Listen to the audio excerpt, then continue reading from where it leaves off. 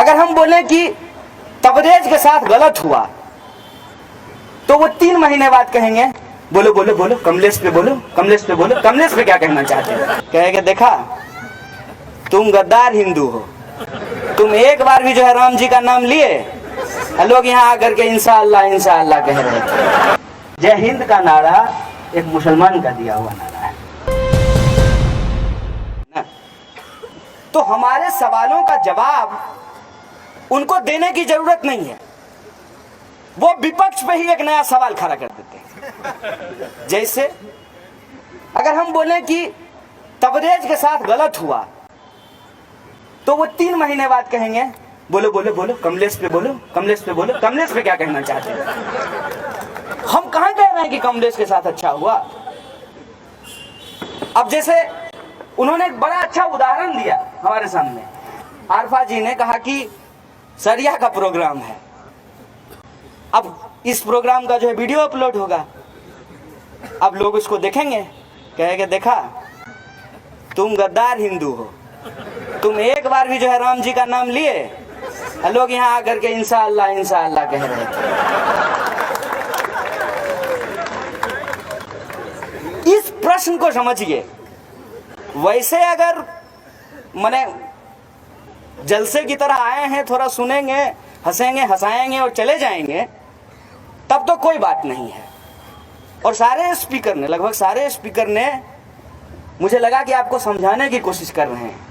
मैं दावे से कहता हूं इनसे ज्यादा समझदार कोई है ही नहीं। और उमर कह रहा था कि आपको गुस्सा होना चाहिए, मुझे गुस्से से ज्यादा बुद्धिमान चीज ही आज तक कोई नहीं दिखा है। गुस्सा इतना बुद्धिमान होता है कि उसको पता है कि उसको कहां होना है।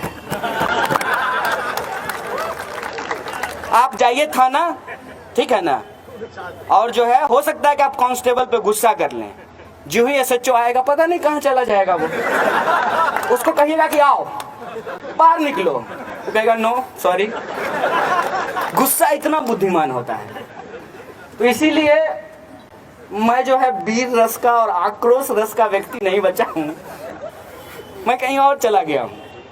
मुझे प्यार, मोहब्बत, प्रेम, ये सारी चीजें ही अच्छी लगती हैं, क्योंकि मुझे ये समझ में आ रहा है कि गुस्से में तो लोग ऑलरेडी हैं, बहुत गुस्सा है।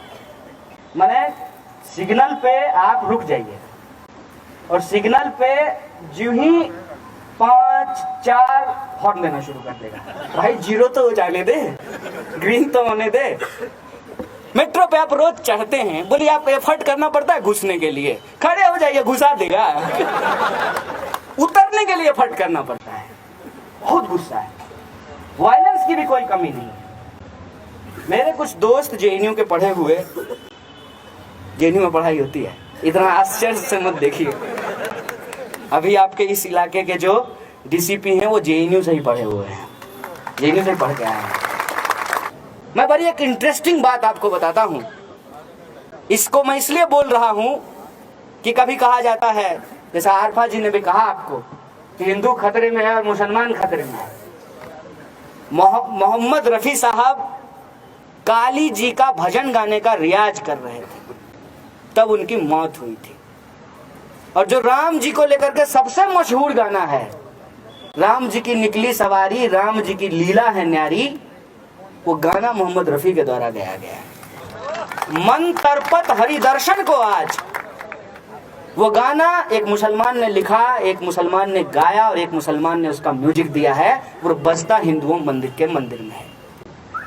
जय हिंद का जो नारा है, आरफा जी को गाली देने के लिए वो लोग नीचे लिखते होंगे जय हिंद।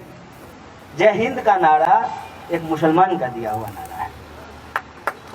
पूर्ण आजादी की मांग करने वाला पहला व्यक्ति मौलाना हसरत मोहानी थे।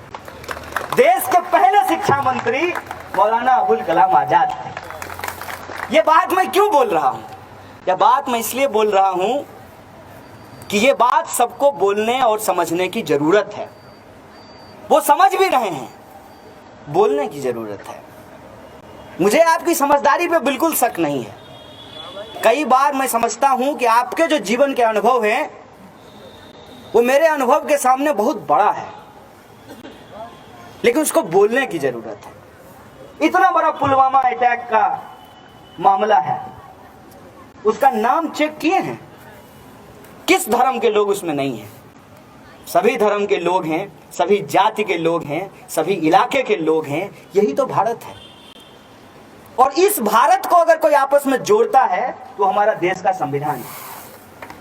उस संविधान में जो लिखे हुए अल्फाज हैं, जो शब्द हैं, जो मूल्य हैं, जिस पे डॉक्टर साहब सवाल खड़ा कर रहे थे, वो सवाल जायज हैं, लेकिन उन सवालों को लेकर दुख और तकलीफ मनाने से कुछ नहीं होगा।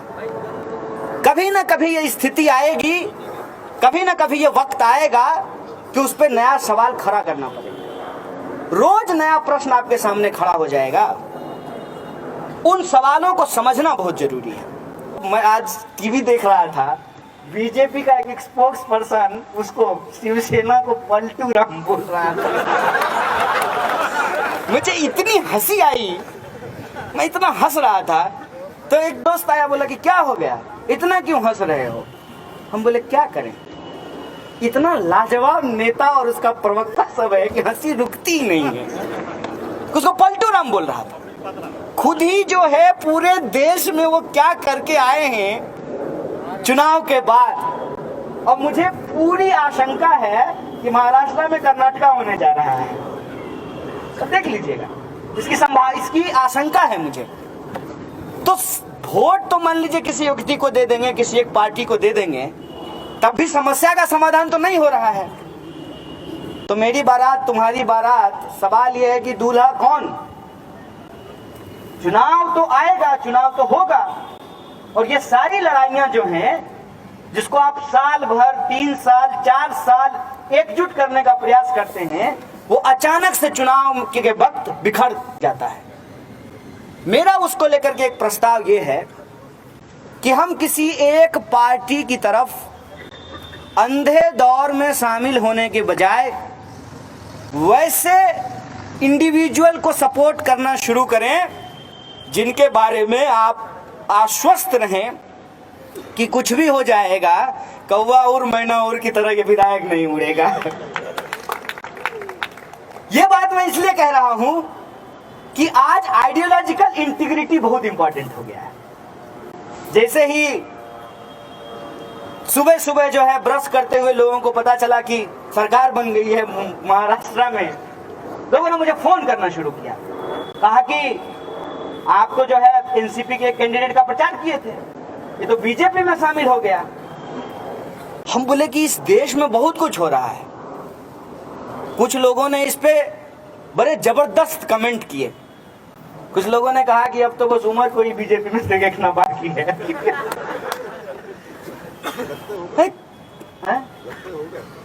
नहीं लगता नहीं है, लेकिन अगर तुमको चाहिए, तुम चाहते हो कि वॉशिंग मशीन का शेयर करके आना है तो हो आओ। तुरंत जो है तुम देशद्रोही से देशभक्त हो जाओगे। तो ये जो परिस्थिति है उसमें हमको लगता है कि जिनकी प्रतिबद्धता हो, जो बिकेंगे नहीं, जिनके ईमान बिकाऊ नहीं हो, जिनके शब्द, जिनके विचार, जिनका जमीर बिकाऊ नहीं हो, ऐसे लोगों को आपको पहचान करनी पड़ेगी। सभी अहम खबरों के लिए न्यूज़ MX को सब्सक्राइब करें, साथ ही बेल आइकॉन को जरूर दबाएं। लाइक, शेयर, कमेंट करना ना भूलें।